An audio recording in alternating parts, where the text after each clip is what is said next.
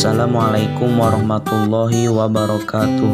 Nama saya Ahmad Imron dari kelas PAI 2B.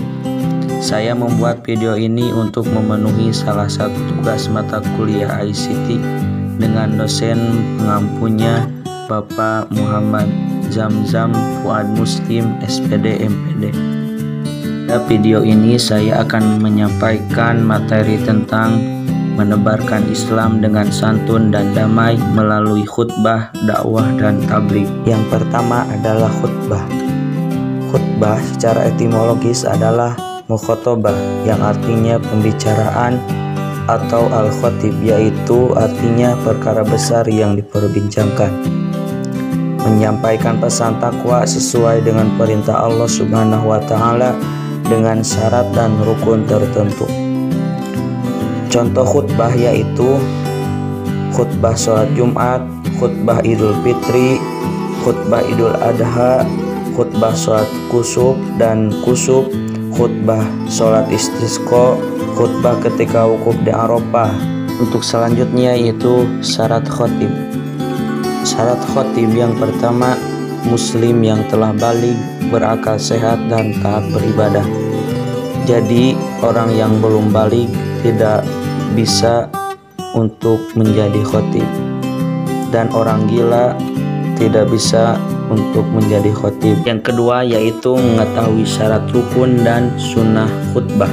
Jadi khotib yang ingin khutbah harus mengetahui syarat rukun dan sunat khutbah tersebut. Untuk syarat khotib yang ketiga yaitu suci dari hadas, baik badan maupun pakaian, serta tertutup auratnya. Yang keempat, fasih mengucapkan ayat Al-Quran dan hadis. Adapun rukun khutbah ada 5. Yang pertama, membaca hamdalah pada kedua khutbah. Yang kedua, membaca sholawat kepada Nabi Muhammad SAW. Yang ketiga, berwasiat kepada diri dan jamaah, yaitu berisi ajakan untuk meningkatkan iman, takwa, ibadah, serta memperbanyak amal soleh. Sebaliknya menjauhi dosa dan kemaksiatan agar hidupnya bahagia dunia dan akhirat. Yang keempat, membaca salah satu ayat Al-Quran. Ayat yang dibaca biasanya sesuai dengan topik yang disampaikan. Dan yang terakhir adalah doa. Doa yang berisi pada khutbah kedua untuk memohon ampunan, kesejahteraan, dan keselamatan bagi kaum muslimin dan muslimat baik dunia maupun akhirat. Yang kedua yaitu dakwah. Dakwah berasal dari kata da'a yang artinya memanggil, menyeru, dan mengajak. Adapun dakwah secara istilah adalah mengajak orang lain untuk meyakini kebenaran ajaran Islam dan menjalankan syariatnya. Dalil tentang perlunya dakwah dijelaskan dalam surat Al-Imran ayat 104. A'udzubillahi minasyaitonirrajim. Bismillahirrahmanirrahim. Wal takum minkum ummatun yad'una ilal khairi wa ya'muruna bil ma'rufi wa yanhauna 'anil munkar wa ulaika humul muflihun. Yang artinya, dan hendaklah di antara kamu ada segolongan orang yang menyeru kepada kebajikan, menyeru berbuat yang ma'ruf dan mencegah dari yang mungkar, dan mereka itulah orang-orang yang beruntung. Quran Surah Al-Imran ayat 104. Macam-macam dakwah. Dakwah terbagi menjadi 3 bagian.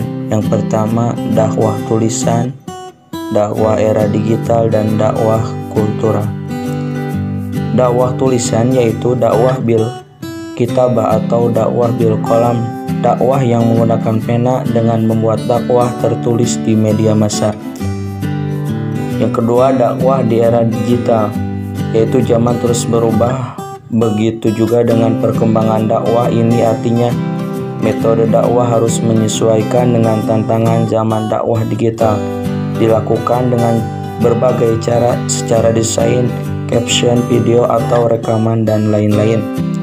Adapun dakwah kultural upaya menanamkan nilai-nilai Islam dalam seluruh dimensi kehidupan dengan memperhatikan potensi dan kecenderungan manusia sebagai makhluk sosial.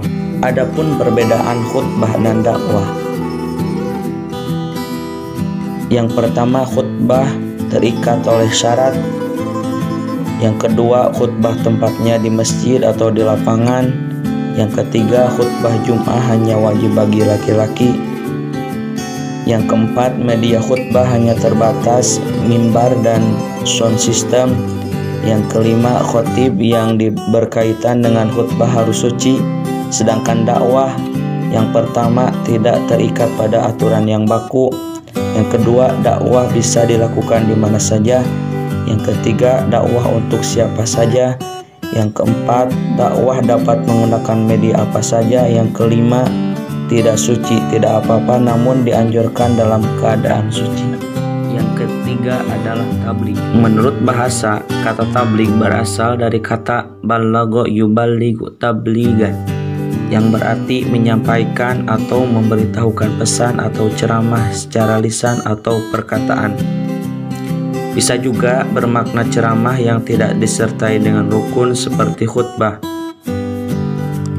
Ketentuan tabligh. Yang pertama, tabligh dilakukan dengan cara yang sopan, lemah lembut, tidak kasar, dan tidak merusak. Menggunakan bahasa yang mudah dimengerti oleh jamaahnya, mengutamakan musyawarah dan berdiskusi untuk memperoleh kesepakatan bersama. Materi tabligh yang disampaikan harus mempunyai rujukan yang kuat dan jelas sumbernya. Dalil adanya tabligh dijelaskan dalam surat Al-Ahzab ayat 39. A'udzu billahi minasyaitonir rajim. Bismillahirrahmanirrahim. Alladzina yuballighuna risalatillahi wa yakhshawnahu wa la yakhshawna ahadan illallah wa kafa billahi hasiba. Yang artinya yaitu orang-orang yang menyampaikan risalah-risalah Allah, mereka takut kepadanya dan tidak merasa takut kepada siapapun selain kepada Allah, dan cukuplah Allah sebagai pembuat perhitungan. Quran Surah Al-Ahzab ayat 39. Dan materi yang dapat saya sampaikan, mohon maaf bila ada kesalahan ataupun dalam kata-kata yang kurang baik. Wallahul muwaffiq ila aqwamit thoriq. Wassalamualaikum warahmatullahi wabarakatuh.